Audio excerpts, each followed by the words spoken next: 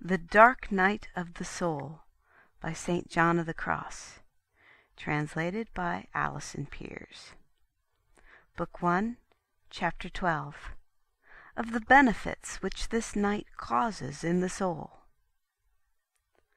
This night and purgation of desire, a happy one for the soul, works in it so many blessings and benefits, although to the soul, as we have said, it seems rather that blessings are being taken away from it.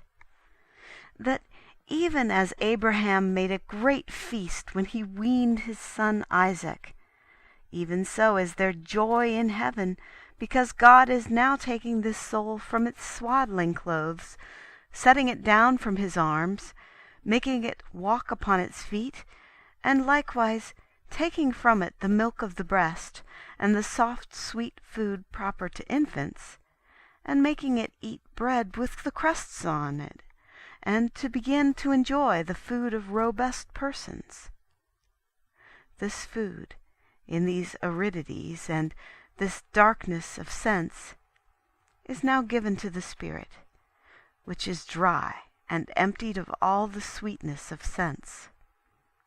And this food is the infused contemplation whereof we have spoken. This is the first and principal benefit caused by this arid and dark night of contemplation, the knowledge of oneself and of one's misery. For besides the fact that all the favors which God grants to the soul are habitually granted to them enwrapped in this knowledge, these aridities and this emptiness of the faculties, compared with the abundance which the soul experienced aforetime, and the difficulty which it finds in good works, make it recognize its own lowliness and misery, which in the time of its prosperity it was unable to see. Of this there is a good illustration in the book of Exodus, where God, wishing to humble the children of Israel, and desiring that they should know themselves, commanded them to take away and strip off the festal garments and adornments, wherewith they were accustomed to adorn themselves in the wilderness, saying, Now from henceforth strip yourselves of festal ornaments, and put on every-day working dress, that you may know what treatment you deserve. This is as though he had said, Inasmuch as the attire that you wear, being proper to festival and rejoicing, causes you to feel less humble concerning yourselves than you should, put off from you this attire, in order that henceforth, seeing yourself clothed with vileness, you may know that you merit no more, and may know who you are. Wherefore the soul knows the truth that it did not know at first, concerning its own misery.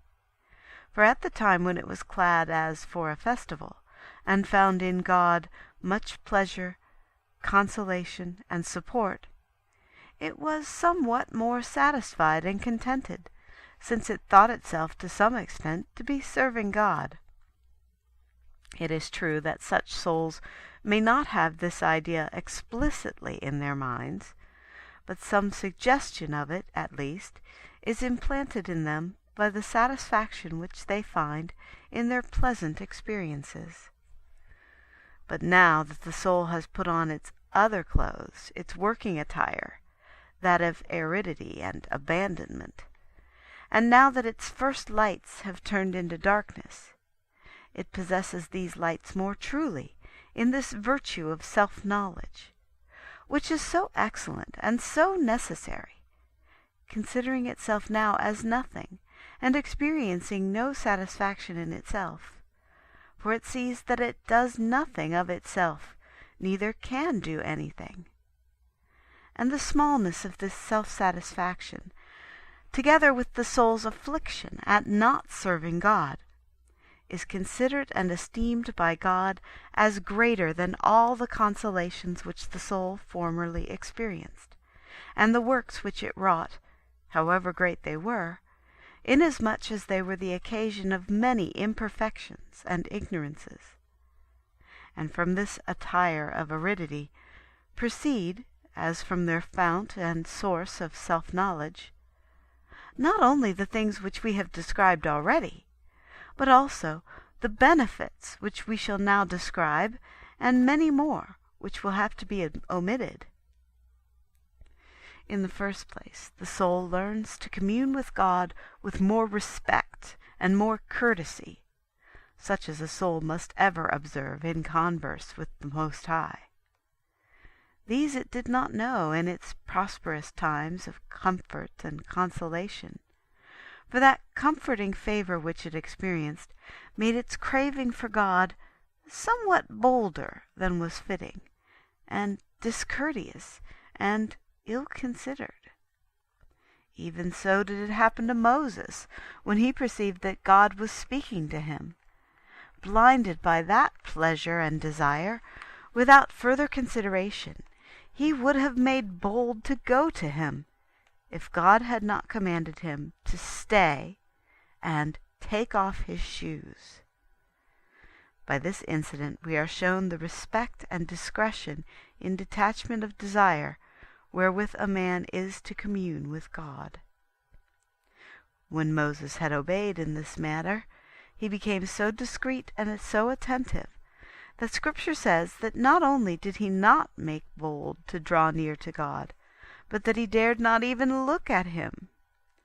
For having taken off the shoes of his desires and pleasures, he became very conscious of his wretchedness in the sight of God, as befitted one about to hear the word of God.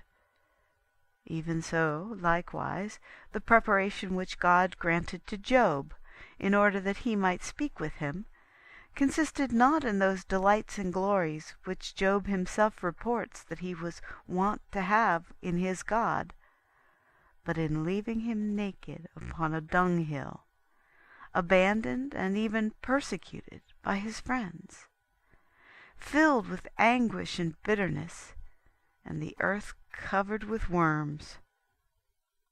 And then the Most High God, he that lifts up the poor man from the dunghill, was pleased to come down and speak with him there, face to face, revealing to him the depths and heights of his wisdom, in a way that he had never done in the time of his prosperity. And here we must note another excellent benefit which there is in this night and aridity of the desire of sense, since we have had occasion to speak of it. It is that in this dark night of desire, to the end that the words of the prophet may be fulfilled, namely, "Thy light shall shine in the darkness," God will enlighten the soul, giving it knowledge not only of its lowliness and wretchedness, as we have said, but likewise of the greatness and excellence of God.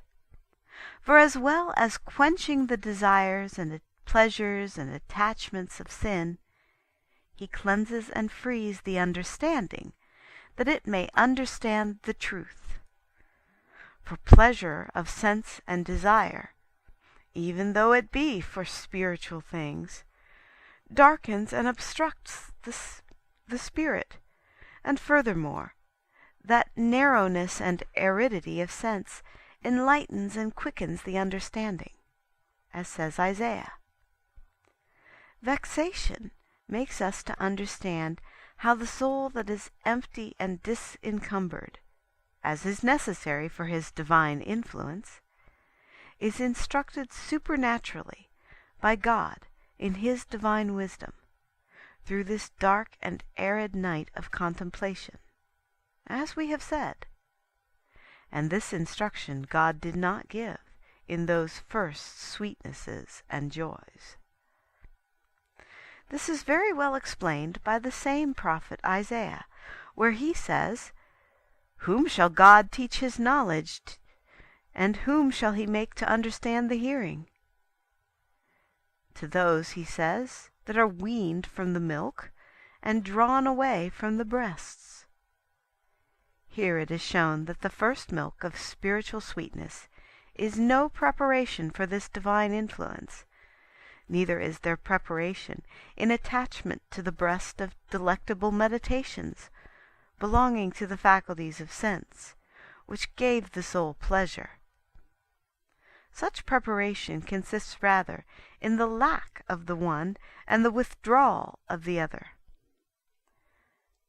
Inasmuch as, in order to listen to God, the soul needs to stand upright and to be detached with regard to affection and sense, even as the prophet says concerning himself in these words, "I will stand upon my watch." This is that detachment of desire. "And I will make firm my step." That is, I will not meditate with sense. In order to contemplate, that is, in order to understand that which may come to me from God. So we have now arrived at this, that from this arid night there first of all comes self-knowledge, whence, as from a foundation, rises this other knowledge of God. For which cause St. Augustine said to God, "Let me know myself, Lord, and I shall know you." For as the philosophers say, one extreme can be well known by another. And in order to prove more completely how efficacious is this night of sense, with its aridity and its desolation, in bringing the soul that light which, as we say, it receives there from God, we shall quote that passage of David wherein he clearly describes the great power which is in this night for bringing the soul this lofty knowledge of God. He says then thus, "In the desert land, waterless, dry, and pathless, I appeared before you, that I might see your virtue and your glory." It is a wondrous thing that David should say here that the means and the preparation for his knowledge of the glory of God were not the spiritual delights and the many pleasures which he had experienced, but the aridities and detachments of his sensual nature, which is here to be understood by the dry and desert land. No less wondrous is it that he should describe as the road to his perception and vision of the virtue of God, not the divine meditations and conceptions of which he had often made use, but his being unable to form any conception of God, or to walk by meditation produced by imaginary considerations, which is here to be understood by the pathless land. So that the means to a knowledge of God and of oneself is this dark night with its aridities and voids, although it leads not to a knowledge of him with the same plenitude and abundance that comes from the other night of the Spirit, since this is only, as it were, the beginning of the other. Likewise, from the aridities and voids of this night of the desire, the soul draws spiritual humility, which is the contrary virtue to the first sin, which, as we said, is spiritual pride. Through this humility, which is acquired by the said knowledge of self, the soul is purged from all those imperfections whereinto it fell with respect to that capital sin of pride, in the time of its prosperity. For it sees itself so dry and miserable that the idea never even occurs to it that it is making better progress than others, or outstripping them, as it believed itself to be doing before. On the contrary, it recognizes that others are making better progress than itself. And hence arises the love of its neighbors, for it esteems them, and does not judge them as it was wont to do beforetime, when it saw that itself had great fervor, and others did not. It is aware only of its own wretchedness, which it keeps before its eyes to such an extent that it never forgets it, nor takes occasion to set its eyes on anyone else. This was described wonderfully by David when he was in this night, in these words, I was dumb, and was humbled, and kept silence from good things, and my sorrow was renewed.